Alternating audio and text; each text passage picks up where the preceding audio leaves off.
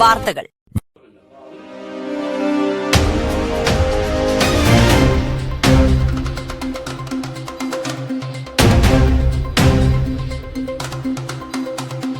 Banner സാംസ്കാരിക സമിതി Thiruvananthapuram press ക്ലബ്ബിൽ സംഘടിപ്പിച്ച പുസ്തക പ്രകാശനം ചാവേറുകളുടെ പാട്ട് ഡോക്ടർ ആസാദ് പ്രകാശനം ചെയ്ത പുസ്തകം ഡോക്ടർ അജയപുരം ജ്യോതിഷ് കുമാർ ഏറ്റുവാങ്ങി. ജെയ്സൺ ജോസഫ് മുഖ്യപ്രസംഗം നടത്തിയ യോഗത്തിൽ ആർ ബിജു സ്വാഗതവും എം കൃഷ്ണകുമാർ നന്ദിയും പറഞ്ഞു.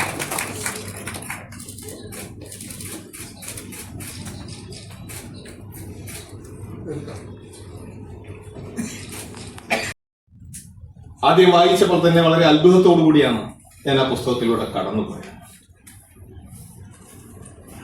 ഇതുവരെ മറ്റ് ഒരു കൃതികളിലും വായനയിൽ ലഭിച്ചിട്ടില്ലാത്ത ഒരു ആസ്വാദന തലം എനിക്ക് അനുഭവിക്കാൻ കഴിയും.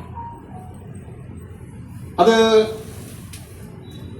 പൊതുരംഗത്ത് നിൽക്കുന്ന ഒരാളെന്നുള്ള നിലയിൽ എന്നതുകൊണ്ട് കൂടിയാവാം ഒരുപക്ഷെ അതിന്റെ വൈകാരികതയുമായി ഏറ്റവും നന്നായി ഇടുകിച്ചേർന്ന് അത് വായിച്ചു പോകാൻ എനിക്ക് കഴിഞ്ഞത്. ചെറിയ നോവലിനുള്ളിൽ വളരെ വിപുലമായ രാഷ്ട്രീയ ചരിത്രം, വലിയ വലിയ വലിയ കാര്യങ്ങൾ, വളരെ വിശദമായി ചർച്ച ചെയ്യേണ്ടുന്നതായ രാഷ്ട്രീയ വിഷയങ്ങൾ അത് ഉൾക്കൊള്ളിച്ചിരിക്കുന്നു. അത്ഭുതകരമായ പ്രാഗൽഭ്യത്തോടുകൂടി ബാബു സാർ അത് നിർവഹിച്ചിരിക്കുന്നു. നല്ല രാഷ്ട്രീയ ധാരണയും ഭാഷാശേഷിയും അതല്ലെങ്കിൽ നമ്മുടെ പുരാണങ്ങളിലും ഇതിഹാസങ്ങളിലും മിത്തുകളിലും ഒക്കെയുള്ള മതഗ്രന്ഥങ്ങളിലും ഒക്കെയുള്ള ധാരണകൾ ഈ വായന നന്നായി ഈ പുസ്തകത്തെ വായിക്കാൻ നമ്മളെ സഹായിക്കും. എന്ന് പറഞ്ഞാൽ വായനക്കാരന്റെ ശേഷിയെ കൂടി ആശ്രയിച്ചാണ് ഈ കൃതിയുടെ വായന. സാഹിത്യകാരനായ ബാബു കുറിമറ്റം രചിച്ച ശ്രദ്ധേയമായ ഒരു നോവലാണ് ചാവേറുകളുടെ പാട്ട്. ജീവിതത്തിന്റെ സങ്കീർണതകളും സന്തോഷങ്ങളും സങ്കടങ്ങളും ഇടകലർന്ന ഈ കൃതിയിൽ അതിശക്തമായി ഇടതുപക്ഷ പക്ഷപാതിത്വം പുലർത്തുന്നു. മിത്തുകളെയും പുരാണങ്ങളെയും മാടൂടി കഥകളെയും പഴഞ്ചൊല്ലുകളെയും സമുചിതമായി ഉപയോഗപ്പെടുത്തിക്കൊണ്ടുള്ള ആഖ്യാന രീതി വായനക്കാരെ പുതിയ അനുഭവ തലങ്ങളിലേക്ക് കൊണ്ടുപോകും. ശക്തിയായിട്ട് തന്നെ നമ്മെ സംബന്ധിച്ചിടത്തോളം മാറാൻ പോകുന്നു എന്നാണ് ഞാൻ മനസ്സിലാക്കുന്നത്. എഴുത്തുകാരിൽ അറിയാതെയൊന്നും ഇരുന്നിട്ടില്ല. ഒരുപാട് എഴുത്തുകാർ, എം ലീലാവതി മുതൽ സജീവ് വരെയുള്ള ആളുകൾ പിന്നെ നോവലൊക്കെ വായിച്ചിട്ടുണ്ട്. പക്ഷേ ആളുകൾ അതിൻ്റെ എന്താ പറയുക ആത്മാവിനെ തിരിച്ചെടുത്തിട്ടുണ്ടോ, കണ്ടുപിടിച്ചിട്ടുണ്ടോ, അതിനെ തെളിച്ചു നിർത്തിയിട്ടുണ്ടോ, അതിനെ നിരന്തരം പ്രസരിപ്പിച്ചുകൊണ്ടിരുന്നിട്ടുണ്ടോ, അതിനെ മറ്റെന്തിലേക്കെങ്കിലും സന്നിവേശിപ്പിച്ചിട്ടുണ്ടോ തുടങ്ങിയുള്ള ചോദ്യങ്ങൾ സാംസ്കാരിക രംഗത്ത് ചോദിച്ചുകൊണ്ടിരിക്കേണ്ടി വരും. അതുകൊണ്ട് എഴുത്ത് എന്നുള്ളത്, കലാനിരൂപണം എന്നുള്ളത്, വായന എന്നുള്ളത് ഒരുപക്ഷെ തികഞ്ഞ ഒരു പ്രത്യയശാസ്ത്ര വൃത്തിയായിട്ട് നാം അറിയാതെ മാറും. അങ്ങനെ മാറ്റാൻ പ്രേരകമാണ് ഈ എഴുത്ത് എന്നും തിരിച്ചും നമുക്ക് പറയാം. അപ്പോൾ ശരിക്കും സംസാരിക്കാൻ ഒരുപാട് പ്രയാസങ്ങൾ ഉണ്ടായിട്ടാണ്.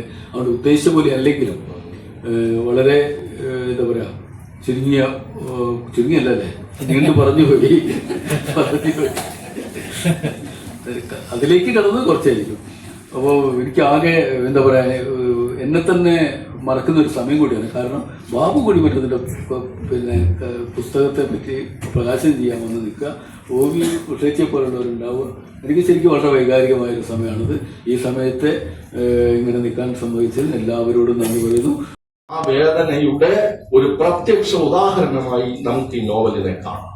ഇവിടെ നേരത്തെ ആസാദ് സൂചിപ്പിച്ചതുപോലെ അല്ലെങ്കിൽ അധ്യക്ഷൻ പറഞ്ഞതുപോലെ ഇതിൽ ഒരുപാട് കാര്യങ്ങൾ ചർച്ച ചെയ്യപ്പെടുന്നു. ഇതിൽ അവതരിപ്പിക്കപ്പെടുന്ന മൂവർ സംഘം, അവർക്ക് പേരില്ല. ഒന്നാമൻ, രണ്ടാമൻ, മൂന്നാമൻ എന്നാണ് പറയുന്നത്. ഈ മൂന്ന് കഥാപാത്രങ്ങളും തന്നെ നമുക്ക് വ്യത്യസ്തമായ രീതിയിൽ വായിച്ചെടുക്കാൻ സാധ്യതയുള്ളതാണ്. കാരണം ആദ്യം തന്നെ അവരുടെ ശാരീരികമായ പ്രത്യേകതകൾ പറയുമ്പോൾ പോലും അവർ തമ്മിലുള്ള ഒരു വ്യത്യാസത്തിനാണ് ഊന്നൽ കൊടുക്കുന്നത്.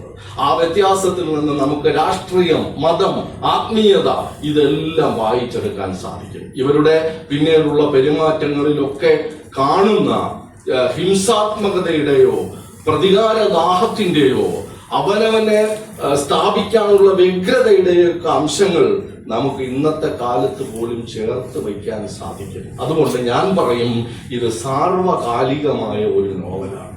ഇത് അന്നത്തെ ആ ചെറുപ്പക്കാരൻ ഇന്നും ഈ ഒരു അവസ്ഥയിലും കരുത്തനായി നിൽക്കുന്നു. എഴുത്തിന്റെ കരുത്ത് തന്നെയാണ് അത് സാധ്യമാക്കുന്നത്. അപ്പം മലയാള സാഹിത്യത്തില് അതൊരു പുരസ്കൃതമായോ ഇല്ലയോ എന്നുള്ളതല്ല.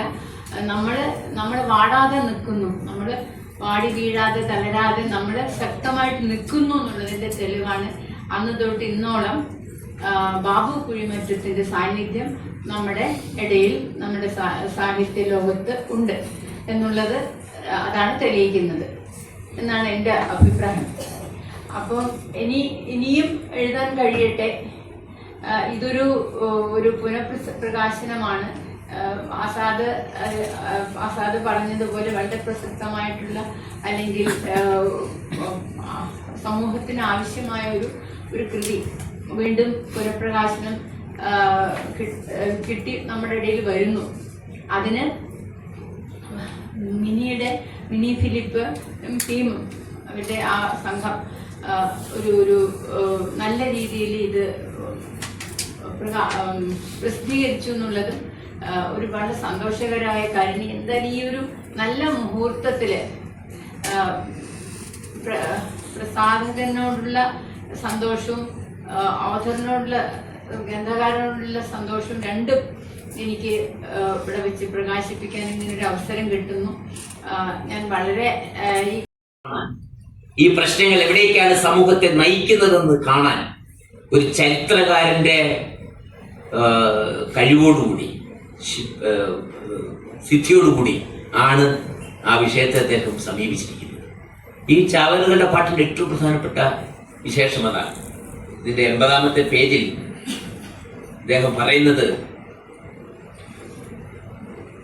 മഹാമേരികളുടെ മസ്തകങ്ങൾ പൊട്ടിച്ചിതറും, 14 ചക്രങ്ങളുള്ള രഥം കുതിച്ചെത്തും, 7 തലകൾ വീതമുള്ള 7 കുതിരകളെ പൂട്ടിയ 7 നിലകളുള്ള രഥം, 7 തലകളുള്ള തേരാളി തെറ്റിക്കുന്ന രഥം. ആ രഥത്തിൽ അവൻ ആനയിക്കപ്പെടും. കൊമ്പ് കുഴൽ വിളികളോടെ, തപ്പ് കിന്നരവ നാദങ്ങളോടെ, പഞ്ചവാദ്യ മേളങ്ങളോടെ വെടിപടകധ്വനികൾ മുഴങ്ങും. ചക്രവാളങ്ങൾ ചുവന്നു തുടുക്കും, കൊടുമുടികൾ ശിരസ് നമിക്കും, പർവ്വതങ്ങൾ വഴിമാറും, കല്ലറകൾ തുറക്കപ്പെടും, മരിച്ചവർ ഉയർക്കപ്പെടും, മൊട്ടക്കുന്നുകൾ തളിരണിയും, തരുലതാദികൾ നൃത്തമാടും, പക്ഷികൾ പാടും, കാട്ടുചോലകൾ താളം തുള്ളും. ആ ദിവസം ഇനി അകലെയല്ല എന്ന് ഇന്നത്തെ സാമൂഹ്യ സാഹചര്യത്തിൽ കേരളത്തിന്റെ മുമ്പിൽ അവതരിപ്പിക്കാൻ സാറിനെ പ്രേരിപ്പിക്കുന്ന ആ പഠനം സമൂഹത്തെ സംബന്ധിച്ച വളരെ സൂക്ഷ്മമായുള്ള സമൂഹത്തെ സംബന്ധിച്ച പഠനം ആണ് യഥാർത്ഥത്തിൽ ഈ കൃതിയിലെ ഏറ്റവും പ്രധാനപ്പെട്ട ഒരു വശം. എഴുതാനുള്ള മനസ്സും ആരോഗ്യവും ഇനിയും ഉണ്ടാകട്ടെ എന്ന് ആത്മാർത്ഥമായി പ്രാർത്ഥിച്ചുകൊണ്ട് ഇവിടേക്ക് എന്നെ കൂടി ഉൾപ്പെടുത്താൻ കാണിച്ച മനസ്സിന് പ്രിയപ്പെട്ട NK ബിജുവിനോടും സഹപ്രവർത്തകരോടും സ്നേഹം പറഞ്ഞുകൊണ്ട് നിർത്തുന്നു. നന്ദി.